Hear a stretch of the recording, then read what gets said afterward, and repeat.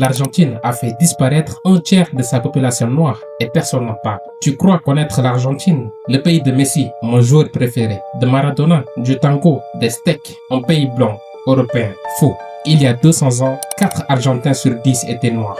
Aujourd'hui, ils ont complètement disparu. Ce n'est pas un accident, c'est un effacement programmé. Et je vais te montrer comment ils ont fait. Buenos Aires grouille de vie africaine. Des bateaux entiers débarquent, chargés d'hommes et de femmes aux chaînes encore chaudes. 70% du commerce de la ville, l'esclavage. Les rues vibrent au rythme des tambours africains. Le tango que tu connais, il vient d'Angola. Pure culture africaine. Les noirs sont partout, au marché, dans les rues, dans l'âme même de cette ville. Sauf que la guerre d'indépendance éclate. Devine qui on en va mourir en première ligne? Les esclaves noirs. Des milliers disparaissent, chers à canon d'une liberté qu'ils ne verront jamais. Mais attends, la guerre ne peut pas expliquer une disparition aussi massive. Après l'abolition, ils sont encore un tiers de la population. Alors, comment 30% d'un peuple s'évapore-t-il? Voici la vérité qui dérange.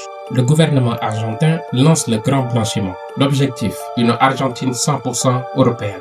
Ils ouvrent les portes à des millions d'Européens. Immigration massive, encouragée, financée.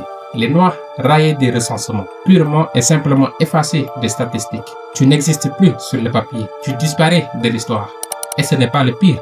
Choléra, fièvre jaune, tuberculose, ces maladies frappent Buenos Aires.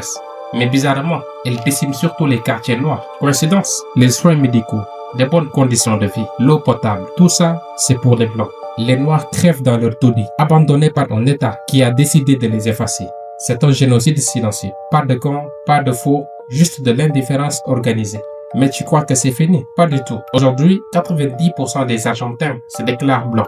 Beaucoup ignorent totalement qu'ils ont du sang africain dans leurs veines. C'est comme si un pays entier s'était regardé dans le miroir et avait décidé d'effacer la moitié de son visage.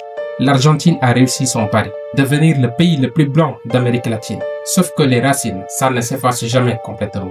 Chaque 8 novembre, l'Argentine célèbre désormais ses racines africaines. Les Afro-Argentins sortent de l'ombre. Ils racontent leur histoire, enseignent leur tradition. Ils prouvent qu'on peut enterrer l'histoire, mais les racines finissent toujours par percer le béton. L'Argentine pensait avoir réussi l'effacement parfait. Elle a juste créé la résurrection la plus puissante. Parce que la vérité, elle finit toujours par remonter à la surface.